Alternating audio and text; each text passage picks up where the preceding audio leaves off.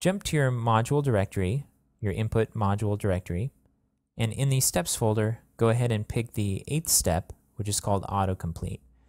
In this step, what we're going to do is take the array of data that we've stored as a variable and use that to autocomplete the input. As somebody starts to type in a search, they'll see suggestions that include their previous searches, which they can select to autofill that input. So go ahead and open up this file, copy the entire code, and paste it over all of the code in your input.module file. There are 3 steps to adding autocomplete to an input. The first is to create a function that generates a list of search results that can be passed to the autocomplete script. So it needs to be in a format that it can understand. Next, we need to register that function as a callback through hook menu so that it can be used as a page. And third, we need to add the path to that page as an autocomplete path attribute for the input we want to add autocomplete to. So let's go ahead and take a look at the first step, which is creating our function that generates the list. So this is the function we've added at the bottom of the page here, and we're calling it input search autocomplete. There's no convention that you necessarily need to follow here, though adding autocomplete to the end is helpful. And this function ultimately is going to be passed a string, which is the current value of the input that the autocomplete is being used with. So we're going to set that to default at an empty string. We're going to begin an array, initialize an array called matches, and this matches is what's going to be passed. So any matches need to be added to this array. Our next step is to grab our array from the variable that we saved in the last step, which is input search history, which contains an array of our previous searches. And so this search history is going to be an array. Next, we're going to loop through this array and find any items that match the current text that's being typed in. We're going to do that by using a function called stristr, and this is a PHP function that will check for the existence of one string inside of another string with case insensitivity, so any capitals that are used don't matter. And if there's a match, we're going to go ahead and add the match to our matches array. Now the structure here is that the key is the value that we want to be used as the value for the input, and the value is going to be what's displayed in the list of suggestions.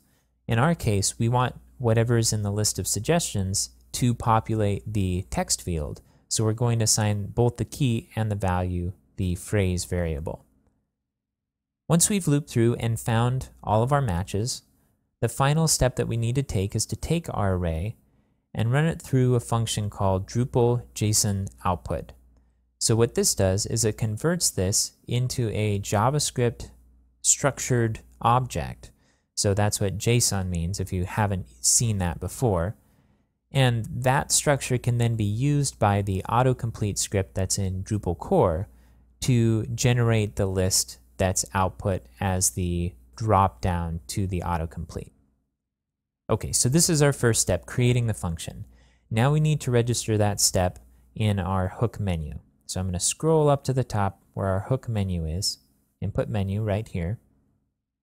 And we have a new item, and we've called it input/search autocomplete. So this is the path that's going to be used as a callback for our autocomplete.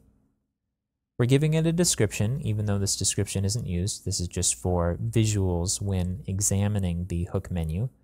And the page callback is the name of our autocomplete function that we just built. We're giving an access callback of true, so anybody can access this. And we're giving it a type of menu callback, which means that there's not going to be a menu item registered for this, but it can still be used as a page. Okay, and the final step is adding the autocomplete path to the input we want to add it to. So we're going to do this by using hook form alter to alter the search input. So we've already altered it somewhat. Let's go ahead and scroll down to our hook form alter here. What we did before was added a submit function to it. And so we're going to continue inside of this case by adding the autocomplete path attribute to the search block form input. So this is the name of that text input, and the attribute, notice the hashtag at the beginning, is called autocomplete path. And we're just going to assign this the path that we assign the function that we just created to generate the list.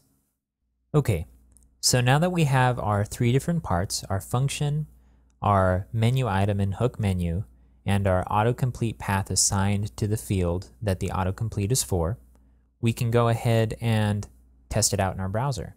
So make sure that your module is saved, jump to your browser, and we're going to need to flush our caches because we're adding a new item to the menu registry.